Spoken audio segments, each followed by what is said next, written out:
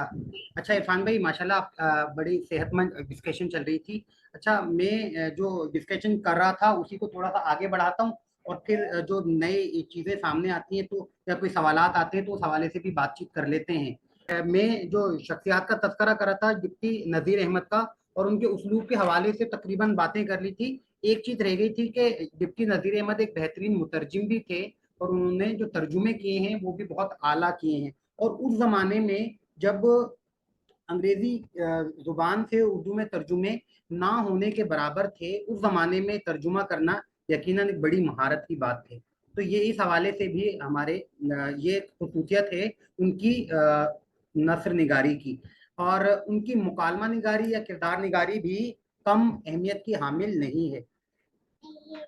जो डिप्टी नज़ीर अहमद हैं, उनकी मुकालमा निगारी या किरदार निगारी भी बहुत अहमियत की हामिल है। और उन्होंने अपने नॉवलों के अंदर जो किरदार पेश किए हैं वो किरदार आज भी उर्दू अदब के बेहतरीन किरदारों में शुमार किए जाते हैं। इसी तरह जो मुकालमा निगारी है, डिप्टी नज़ीर अहमद के नॉवलों से ही उर्दू अदब में बाकायदा मुकालमा निगारी का आगाज होता है। तो ये भी एक उनकी अहम खसूसियत करार दी जा सकती है। तो डिप्टी नज़ीर अहमद की ये तमाम खसूसियात हैं। अच्छा, मैंने इन तमाम शख्सियात को एक साथ रखा है और मोहम्मद हुसैन आज़ाद को सबसे आखिर में रखा है। उसकी एक वजह है, उसकी बड़ी वजह यह है कि जो मोहम्मद हुसैन आज़ाद हैं वो सर सैयद, हाली, डिप्टी नज़ीर और शिबली नोमानी के हम असर होने के बावजूद इन तमाम जो शख्सियात हैं उनसे एक लिहाज से मुनफरिद हैं, अलग हैं। और वो जो चीज़ है वो उनकी इंशा परदाजी है। जिस तरह सर सैयद के दीगर हम असर हैं, उनकी तहरीरों की बुनियाद मकसदियत या इस्लाह कौम है, उसके बरक्स मोहम्मद हुसैन आज़ाद ने अपनी तहरीरों को सिर्फ और सिर्फ इंशा परदाजी के जरिए पेश किया है। इंशा परदाजी तहरीर की वो खसूसियत होती है कि जिसमें मानी व मवाद की बजाय जो तहरीर है अपने उसलूब के सहारे जिंदा रहे। उर्दू अदब में मोहम्मद हुसैन आज़ाद अपने अपने ख़ास उसलूब इंशा परदाजी, जिसमें रंगीनी बयान, ज़ोर अदा और नसर में शायराना अनासिब की फरावानी की बदौलत उर्दू के सबसे बड़े इंशा परदाज कहलाते हैं। और मेहदी आफादी ने मोहम्मद हुसैन आज़ाद को आकाए उर्दू भी करार दिया था, और उनके बारे में कहा था कि मेहदी के मोहम्मद हुसैन आज़ाद के लिए इंशा परदाजी ही सब कुछ है। इसके बरक्स सर सैयद के यहाँ अगर माकुलात को हटा दिया जाए तो सर सैयद की हैसियत ख़त्म हो जाती है। हाली सवाने निगारी के 22 उर्दू अदब में जिंदा हैं। इसी तरह डिप्टी नज़ीर अहमद नावल निगारी की बदौलत, शिबली नोमानी एक तारीखी मौरख के तौर पर उर्दू अदब में जिंदा हैं। लेकिन मोहम्मद हुसैन आज़ाद किसी खास हैसियत से नहीं, बल्कि सिर्फ और सिर्फ अपने उसलूब के सहारे उर्दू अदब में जिंदा हैं। ये मोहम्मद हुसैन आज़ाद की बड़ी अहमियत है जो उन्हें दीगर हम असरों से मुमताज़ करती है। तो ये बात भी पूछी जा सकती है मोहम्मद हुसैन आज़ाद के हवाले से। मोहम्मद हुसैन आज़ाद के बारे में एक आध बात और भी है। मोहम्मद हुसैन आज़ाद को जदीद उर्दू नज़्म का मौजिद भी कहा जाता है। एक बात मेरी नज़र से गुजरी थी, उसे मैंने नोट भी किया था कि जदीद उर्दू नज़्म का मौजिद कौन है या जदीद उर्दू नज़्म के बानी कौन है। अब जदीद उर्दू नज़्म का मौजिद मोहम्मद हुसैन आज़ाद को कहा जाता है। उसकी वजह यह है कि 1874 में जब जदीद नज़्म के वजूद में आने का साल था, उस साल जो पहला जलसा हुआ था वो शिक्षा सभा की इमारत में हुआ था। और उस जलसे में मोहम्मद हुसैन आज़ाद ने एक लेक्चर दिया था और अपनी मसनवी शब कद्र पढ़ी थी। उसे उर्दू की पहली नज़्म करार दिया जाता है जदीद। इस लिहाज से मोहम्मद हुसैन आज़ाद उर्दू के पहले जदीद नज़्म निगार हो गए। अच्छा, उसके बाद अगर आते हैं हाली की तरफ, तो हाली ने अंजुमन पंजाब के तहत होने वाले मुशायरों में 4 नज़में पढ़ी थी, और वो बरखा रुत, मुनाजरा रहमो इंसाफ, हुब्बे वतन और निशाते उम्मीद थी। ये चारों नज़मों का जदीद नज़म पर बहुत ज़्यादा असर हुआ, और अंजुमन पंजाब के मुशायरों का भी। तो इस लिहाज से भी मोहम्मद हुसैन आज़ाद एक ख़ास अहमियत रखते हैं और उन्हें मौजिद कहा जाता है। जबकि हाली को जदीद उर्दू नज़म का बानी कहा जाता है। जब एक मरतबा किसी उस्ताद से बातचीत चल रही थी कि मौजिद मोहम्मद हुसैन आज़ाद को कहा जाता है और हाली को बानी कहा जाता है, तो इसकी वजह क्या है, मौजिद और बानी में क्या खास फर्क है। تو फिर ये बताया कि जो मौजिद होता है वो ईजाद करता है, शुरू करता है।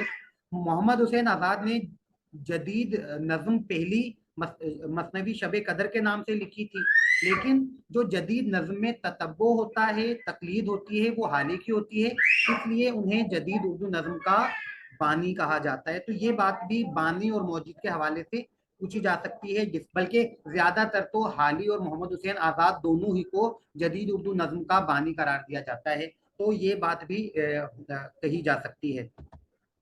अच्छा, सवालात मेरे सामने आ रहे हैं, मैं एक नजर।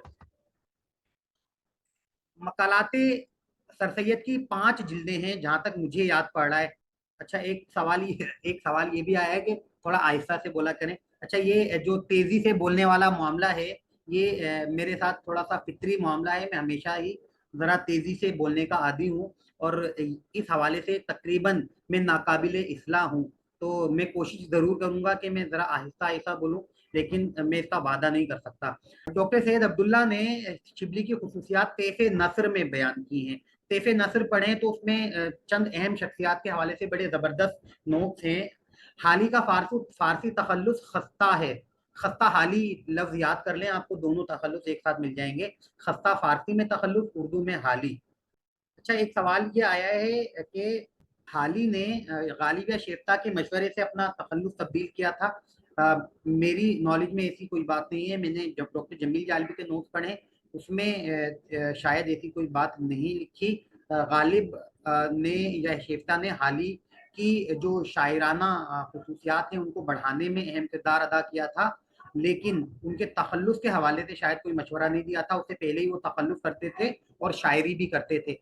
जब पहली मरतबा शादी के बाद ये दिल्ली आए थे तो गालिब की खिदमत में हाजिर होते थे, और उसी ज़माने में उन्होंने गालिब को अपनी शायरी दिखाई थी। हाली ने ये भी लिखा है कि गालिब ने उनके बारे में कहा कि मैं वैसे आमतौर पर किसी को शायरी करने का मशवरा नहीं देता, लेकिन तुम्हारी शायरी पढ़ने के बाद मैं ये कहूँगा कि अगर तुम शेर ना कहोगे तो अपनी तबीयत पर जुल्म करोगे। अच्छा, ये बात यकीनन हाली ने खुद ही लिखी है और गालिब के हवाले से लिखी है, और ये बहुत मशहूर जुमला है जो हाली के हवाले से कहा जाता है। इसके अलावा दोबारा जब वो 1857 की जंग आज़ादी के चंद सालों के बाद दोबारा दिल्ली आए थे, तो फिर शेफ्ता के मसाइब हो गए थे, उनके बच्चों को पढ़ाया करते थे, तो शेफ्ता से भी बहुत अच्छा ताल्लुक रहा था। गालिब और शेफ्ता दोनों ने ही उनकी शायराना तरबियत में अहम किरदार अदा किया था। इस हवाले से उनका एक मशहूर शेर भी है कि हाली सुखन में शेफ्ता से मुस्तफीद हूँ, शागिर्द मिर्जा का मुकल्लिद हूँ मीर का। यानी मैं शेफ्ता से शायरी में मुस्तफीद हुआ हूँ, और शागिर्द में मिर्जा गालिब का हूँ, और मुकल्लिद मीर तकी मीर का। जी, और कोई सवाल या बात? एजाज साहब, वो सवाल पूछा था ना इरफान भाई ने, आप उस पर रोशनी डाली है जी जी, कि हाली, बताइए। मतलब शायरी की, हाली जो है ना, शायरी के हवाले से उनकी शायरी इतनी मशहूर क्यों नहीं हुई जितना मतलब। जितनी उनकी नसर निगारी हुई। हाँ, जितनी जी, उनकी नसर नगारी, शायरी मतलब में वो गाना। हाली ने, हाँ, शायरी में हाली ने वो मकाम हासिल क्यों नहीं किया, ये था कि आपका सवाल खसूसन ये है कि हाली गजल ने और, शायरी में वो मुकाम हासिल नहीं किया, उसके बरक्स नसर निगारी में ज्यादा अहम मुकाम हासिल किया है। जी शायद, और तनकीद और बाकी चीजों में उन्होंने ज्यादा, शायद अगर वो बाकी चीजें न लिखते तो शायद वो इतने मुसद्दे हाली के अलावा उनका शायद कोई इतना बड़ा कारनामा या इतनी बाकी चीजें मशहूर नहीं हुई। अच्छा, देखें, ये कहना तो मुनासिब नहीं होगा कि वो हाली ने शायरी में मुकाम हासिल नहीं किया। शायरी के एतबार से भी हाली बहुत ही अहम तरीन शोरा में शुमार होते हैं। देखें, उर्दू शायरी में उन्हें उर्दू का पहला कौमी शायर करार दिया जाता है।